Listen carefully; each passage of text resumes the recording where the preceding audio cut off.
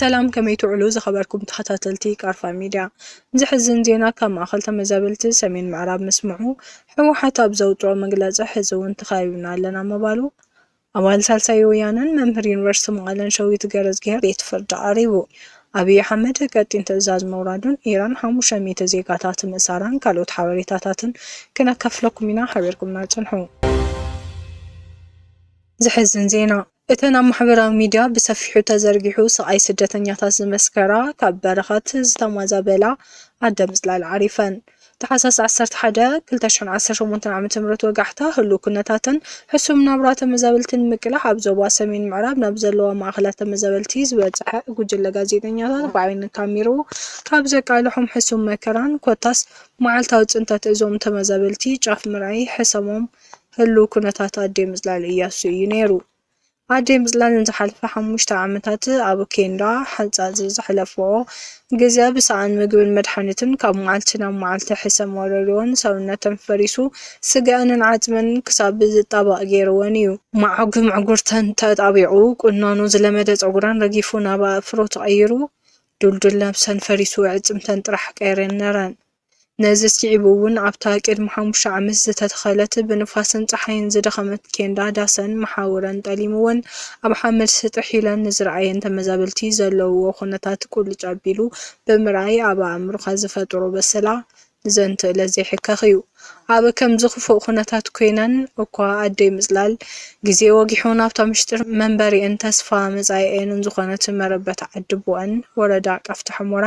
ጣብያ በረኸት ተመሊሰን ክሪኣ ዝነበረን ተስፋን ሓረርታን ወሰን ኣይነበሮን መጋቢት 5 2018 ዓ.ም ግን ለክዕ ከምቶም ዝሓለፉ ልዕሊ 1900 መዓልትታት ስቃይ ኣደይ ምጽላል ዝቐጸለት ኮይና ይወግሐትን እታ ኣብ ዝተደኸመ ሰውነት ተቐርቂራ ተስፋ ምምላስ ናብ መረበታ እተቋምት ዝነበረት እስትንፋስ ተስፋ በሪኡ ኸይረኣየት ንሓዋሩ ካብ መረበታ ወፅያ ከይተመልሰት ንዘለኣለም ዝወሰደት ዕለት ኮይና እያ መፅያ እወ ኣደይ ምጽላል መሬት ዓድቦኣን ምስ ናፈቐን ካብ ሎሚ ጽባሕ እናበላ ምስ ተተስፋዋ ብዝወፅኦ ኣብታ ዓምጻጽ ኬንዳ ዓሪፈን ኣለዋ ከምቶም ቅድሚኤን ምስ ስቃን ዝኦምን ናፍቐቶም ዝዓረፉ ተመዛበልቲ ምዕራብ ትግራይ ዓሪፈን መረበተን ከቐበራላ እውን ኣይከኣላን ብዝወፅኦ ተሪፈን እዚ ህይወት ቃንዛን መከራን ኣደይ ምጽላል ጥራሕ ዘይኮነስ መዓልታዊ ተርእዮ ተመዛበልቲ ዞባ ምዕራብ ትግራይ ሓሊፉ ልዕሊ 1900 መዓልትታት እዩ ናይዘን ኣዶ ሞት ውዕል ፕሪቶርያ ከይተፈጸመላ እትሓልፍ ሕድሕድ ደቂቓ ህይወትን ተስፋን ተመዛበልቲ ንሓዋሩ እተቕበር ምዃና ኣመስኪራላ መን ሞ ሰማዒ መራሕቲ እዚ ውራዮም ኣይመስለን ዕፃ ተመዛበልቲ ዕፃ ኣደይ ምጽላል ክኸውን ሓረርታ ደመኛታት ጸላእቲ ህዝቢ ትግራይ ካብ ዝኾነ ወጊሑ ይመስሎ ተመዛበልቲ እውን ተስፋና ተወዲኡ እዩ ዝተረፈ ተመዛበለይን ምድሓን ንሽርፍራፍ ደቃይቕ ትርጉም ብምሃብ መንግስቲ ትግራይ እንታይ ይሓስብ ኣሎ መልሲ የለን ህዝቢ ንዝመፁ ሓደጋ ዘይምክት ብቱን ህዝቢ ንምግባር ይስራሕ ምህላው ውድብ ሕወሓት ገሊፃ ውድብ ሕወሓት ኣብ ብሄራዊ ኣጀንዳታት ንሽከል ብዝብል ኣርእስቲ ሰሙናዊ መልእኽቲ ውፅያ ትሕዝቶት ሰሙናዊ መልእኽቲ ህዝቢ ትግራይ ኣብ ሓደጋ ህልውና ይርከብ ንዝሓለፉ ዓመታት ኣብ ልዕሊኡ ዝተፈጸመ ጆኖሳይድ ዛጊድ ብዝተፈላለየ መልክዕ ይቕጽል ኣሎ 40 ዓመታዊ መሬቱ ተገቢጡ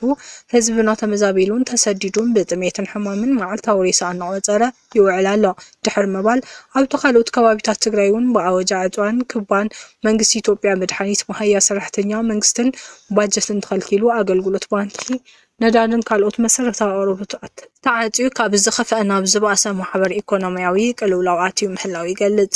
እዚ ቅልውላው መንግስቲ ኢትዮጵያ ነቲ ኣብ ልዕሊ ህዝቢ ትግራይ ቅድሚ ዓመታት ዝኣወጆ ጆኖሳይድ ንምምላእ ዓሊሙ ዝፍጽሞ ዘሎ ኮይኑ ብኻሊእ ዙር ደማዊ ኩናት ንምስናይ ድማ ዙርያ ምላሽ ትግራይ ሰራዊቱን ኣጽዋሩን ኣኽቲቱ ከም ዘሎ ሓቢሩ ህዝቢ ትግራይ ኮነ መራሒ ውድብ ሕወሓት ብመሰረት ስምዕ ፕሪቶርያ ሕገ መንግስታዊ ላዕላዊ መሬት ትግራይ ሓራ ክወፅን ዝተመዛበሉን ዝተሰደዱን ወገናትና ድሕንነቶም ተሓልዩ ናብ መረበቶም ክምለሱ ኣብ ትሕቲ ወረርቲ ዝሰቃዩ ዘለዉ ወገናትና ሓራ ክወፁ ተነቢሮም ዘለዉ ኢሰብአዊ ክልከላታት ክለዓሉ ካብ ዝሓሊፉ ድማ ዝግበር ዘሎ ወታደራዊ ሃዲድ ጠጠው ኢሉ ኣፈላላየት ፖለቲካዊ ዘተኸፍትሑ ብተደጋጋሚ ጻውዒት ከም ዝቐረበ ይግለጽ። እንተኾነ ግን መንግስቲ ኢትዮጵያ ነዚ ጻውዒት ነጺጉ ህዝብና ኣብ ናይ ህልውና ሓደጋ ሸሚዎም ከም ዘሎ ይብርህ። እቲ መግለጺ እንትቕጽል ህዝብና ኣብዚ ከምዚ ዝበለ ናይ ህልውና ሓደጋ ኣብ ዘለሉ እዋን ቀልቡ ካብቲ ቀንዲ ወኒኑ ንምስሓት ድማ ካብ ውሽጥን ደገን ዝተዋደዱን ተኸታተልትን መደናገርቲ ኣጀንዳታትን ይዝርግሑ ኣለዉ ብምባል እዞም ኣጀንዳታት ብወነቱ ነቲ ዓብዪ ናይ ጆኖሳይድ ትልሚ መፈጸምቲ ኮይኖም ዝቐረቡ ዘለዉ ኮይኖም ሓድነት ህዝብና ከከፋፈል ትካላቱ ብምፍራስን ዝመጹ ሓደጋ ዘይምክት ብቱን ህዝቢ ንምግባር ኮነ ተባሂሉ ብቑማን ዝንዝሑ ዘለዉ ምዃኖም የብርህ። ብምቕጻል ድማ ካብ ንሕገ መንግስታዊ ላዕላዊ መሬት ትግራይ ዝቆራረሱ ውሳነ መንግስቲ ኢትዮጵያ ስዒቡ ዝተረኣዩ ተኸታተልቲ ድራማታት ክሳብ ኣብዚ ሰሙን ኣእምታት ምኸተን ምብታን ዝስርሑ ዘለዉ ውፍርታት ጸረግቲ መንገዲ እቲ ብዓብዩ ኣብ ልዕሊ ትግራይ ዝተኣወጀ ጀኖሳይድ ምዃኖም ገሊጹ። ኣብ መወዳእታ እቲ መግለጺ ህዝብና እዞም ሓድነትናን ኣእምታትናን ንምብታን ዝንዝሑ ዘለዉ ኣጀንዳታት ከምወትሩ ኣትሪሩ ከም ዝቃለሶም ኣይጠራጠርን። ህዝቢ ትግራይ ኮነ መራሒ ውድብ ሕወሓት ሕዚ እውን ዋኒኖም ኣብቶም ቀንዲ ብሄራዊ ኣጀንዳታት ህዝቢ ትግራይ እዩ ዝበለ ኮይኑ ኣስዒቡ ሞትን ስቃይን ህዝብና ከብቅዕ ኣእምታት ምኸተ ብምጥማር ብሄራዊ ትካላት ካብ ዝኾነ ይኹን እዋን ንላዕሊ ንኹልንትንኦም ብቕዓት ክኾን ብምግባር ዝቐጽል ዘሎ ሓደጋ ህልውና ዝምክት ቁመና ፈጢርካ ቀጻልነት ህዝቢ ክረጋገጽ ምዃኑ ይሕበር። ነቶም ካብ ቀንዲ ብሄራዊ ዋንነትና ንምውፃእ በብእዋኑ ዝፍጠሩ ዘሎ ኣጀንዳታት ከከም ኣማጻጽኦም እናመከትና ኣብ ምውሓስ ህልውና ህዝብና ንሽከል መልእኽቲ ዝሰሙን ህዝባዊ ወያነ ሓርነት ትግራይ እዩ እውን ኢሉ 7 መጋቢት 2018 ዓ.ም ዝወፀ መግለጺ ውድብ ሕወሓት። ትግራዊቲ ፈትየውን ተስፋይ ኣብ ማራቶን ዓለም ካልኣይ ዝቐልጠፈ ግዜ ኣመዝጊባ። ጎያይት ነዊሕ ርሕቐት ፈትየን ተስፋይ ብሰንበት ኣብ ባርሴሎና ኣብ ዝተኻየደ ውድድር ማራቶን ንውድድራ ብ2 ሰዓት 10 ደቂቕን 51 ሰከንድን ብምዛም ተዓዊታ። ነዚ ዘበርከቶ ዓወት ስዒቡ ኣብ ታሪክ ማራቶን ደቂ ኣንስትዮ ካልኣይ ዝቐልጠፈ ናይ ማራቶን ግዜ ከተመዝግብ ክኢላ ኣላ። ኣብ ማራቶን ባርሴሎና ንፈለማ ግዜ ዝተሳተፈት ጓል 28 ዓመት ፈትየን ካልአይቲ ንዝወፀት ኬንያዊት ጃፕኮሲያ ካፒሎሞ ብ18 ደቂቕ እያ ቀዲማታ። ኣብ ታሪክ ማራቶን ደቂ ኣንስትዮ ብኬንያዊት ሩት ቻፔንጌቲች ኣብ ማራቶን ቺካጎ 2024 ዝመዝገበቶ ናይ 2 ሰዓት 9 ደቂቕን 56 ሰከንድን ዝተተሓዘ ክብረ ወሰን ሕዚ ፈትየን ተስፋይ ነዚ ክብረ ወሰን እዚ ከተማሒሾ ከም እትኽእል እዩ ግምት ተዋሂብዎ ነይሩ። እዚ ከይሰመረ ብምትራፉ ሎሚ ፍሉይ እዩ ነይሩ ከምቲ ትፅቢተይ ኣይኮነን ግን ጽቡቕ እዩ ክትብል ምዝራባ ሮይተርስ ጸብጺቡ። መደበይ ክብረ ወሰን ዓለም ሓዚዩ ነይሩ ግን ከቢድ ንፋስ ነይሩ። ኣብ መወዳእታ ክፍሊ ናይቲ ውድድር ክድፋእ ኣይከኣልኩን ኢላ። ፈትየን በዚ ኣብ ባርሴሎና ዘመዝገበቶ ዓወት ናይ ኢትዮጵያ ናይ ደቂ ኣንስትዮ ናይ ማራቶን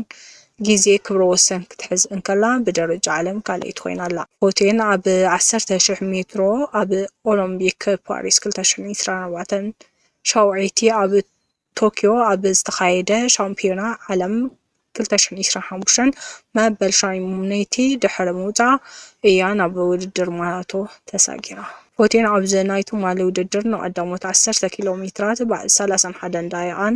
5 ሰከንድን ምስ ወድአተን ነቲ ዝጸንሐ ክብረ ወሰን ክትሰብሮ ከም እትኽእልን ሙሉእ ግምት እዩ ተዋሂባ ነይሩ። 30 ኪሎ ሜትር ኣብ ዝበፅሐትሉ ከዓ 1 ሰዓትን 32 ደቂቓን ወሲዱላ።